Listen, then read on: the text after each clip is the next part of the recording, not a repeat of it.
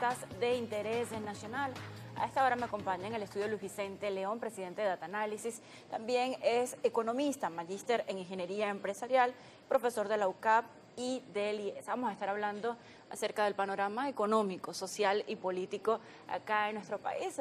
Han realizado recientes estudios y tienen, por supuesto, el panorama, la percepción allí de cómo se siente el venezolano con estos diferentes temas. Bienvenido a Primera Página. Encantadísimo de estar aquí. Bien, empecemos hablando, por supuesto, de lo más reciente, esta situación con los migrantes venezolanos que se encuentran en el SECOT. Ha habido una respuesta, diferentes respuestas desde el Ejecutivo venezolano, pero lo más reciente es que pareciera que esta situación se ha convertido en una estrategia política entre oposición, gobierno y esa oposición también que tiene cierto respaldo por parte de los Estados Unidos. ¿Cómo se percibe esta situación de manera general? Sí, mira, la migración es un elemento evidentemente negativo en términos de sentimientos nacionales, ¿no?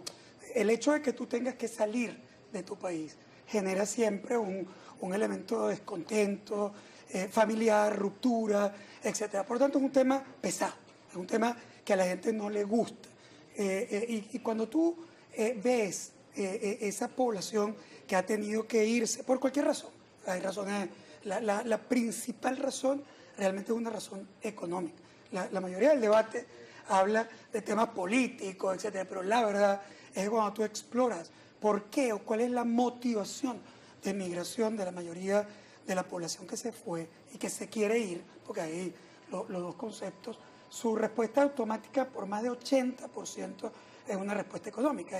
No tengo plata, no puedo mantener mi vida, no tengo futuro. O sea, son elementos vinculados al deterioro de la economía. Por eso los picos más fuertes de migración lo vimos, por ejemplo, en el año 2017 y 2018, donde salieron en neto cada año más de 1 millón de personas. Quizás donde había también una situación en Venezuela que se caracterizaba por la confrontación, por el enfrentamiento, también por un ambiente político generado entre oficialismo y oposición, que generaba también ese desánimo, ese descontento.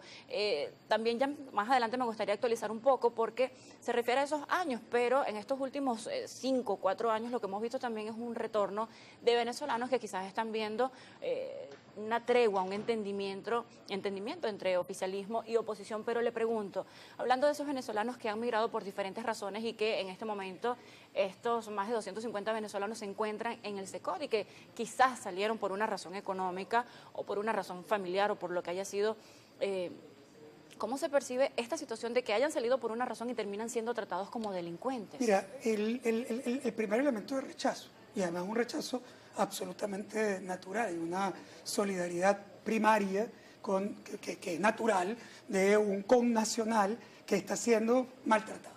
Es decir, la población lo que va a sentir es el maltrato. Por supuesto, hay muchos matices en ese proceso. Partamos por la idea de que todos los países tienen derecho a definir cuáles son sus políticas migratorias.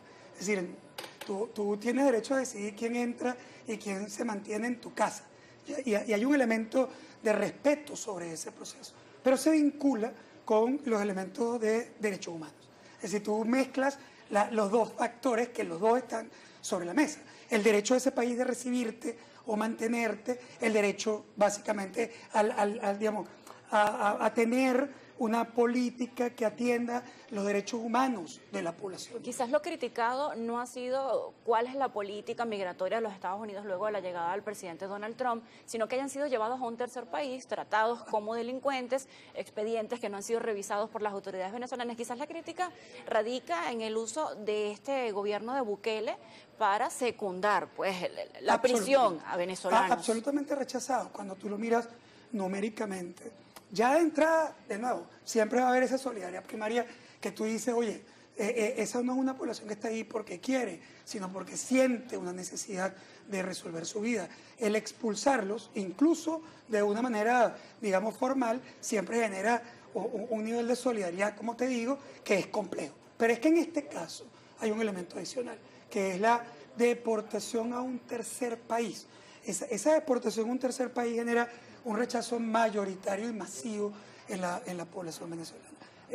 Tú podrías decir, oye, un venezolano que entra ilegalmente, un venezolano, cualquier nacional que entra a un país de manera ilegal, bueno, podría ser deportado. Tú entiendes, no te gusta, pero entiendes básicamente que esa deportación pues puede ser un elemento legal en ese país. De hecho, pero hay ocasiones donde un extranjero no pasa del aeropuerto, no pasa el proceso migratorio, y bueno, pasa allí varias noches o es regresado a su país de origen y ni siquiera llega a ingresar oficialmente a este territorio, bueno, porque cada país tiene sus políticas migratorias. Tú ahí siempre vas a tener el sentimiento de una población que ha hecho un esfuerzo gigante para poder ir, donde cree que está la búsqueda de su felicidad, la reacción a su crisis, y siempre vas a sentir ese sentimiento empático con ellos. Pero bueno, el hecho migratorio también lo reconoces.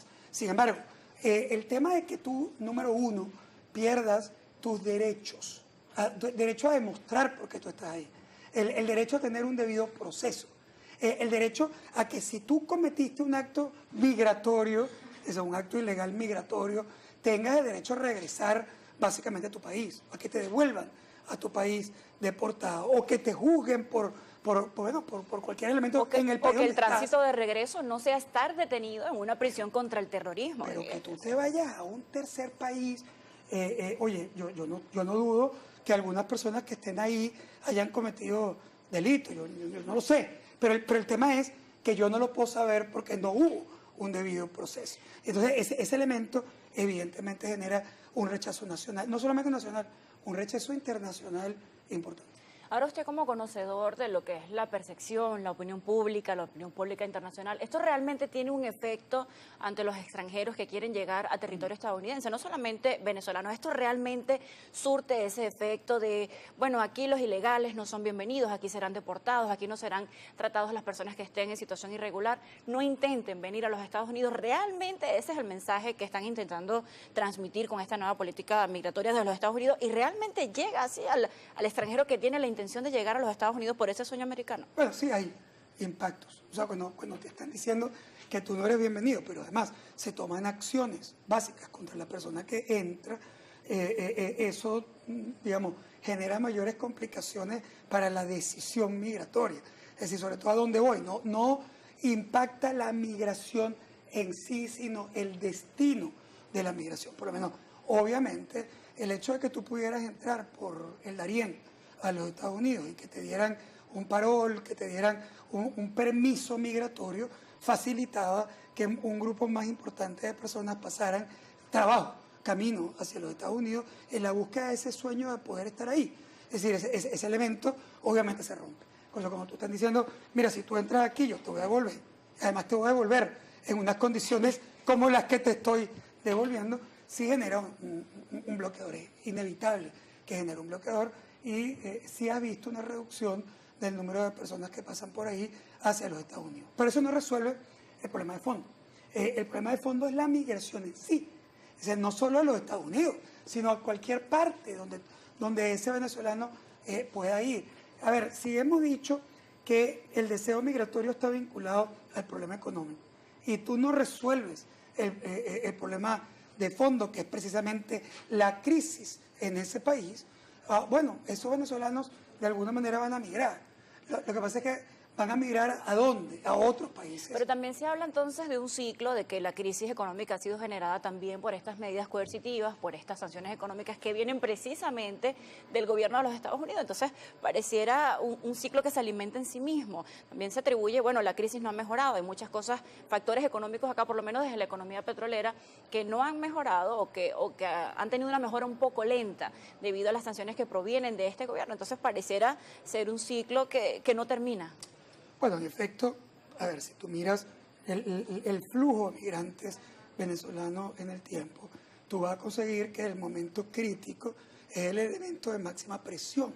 En el año 2017 comienza un proceso más agresivo de sanciones con la actividad petrolera que se amplifica en la máxima presión del año 2019 y que hace, digamos, crisis en el punto máximo de la crisis en Venezuela, año 2019, año 2020. En este momento, bueno, tenemos unas nuevas medidas con la salida de Chevron, unas nuevas también sanciones por parte del gobierno de los Estados Unidos, pero también es cierto que hay un ejecutivo venezolano más preparado para responder ante estas medidas. Ya vamos a estar desarrollando cuál es la comparación con respecto a ese punto y cuál es la situación actual con estas nuevas sanciones en Venezuela. Hacemos una pausa, a la vuelta más de esta entrevista.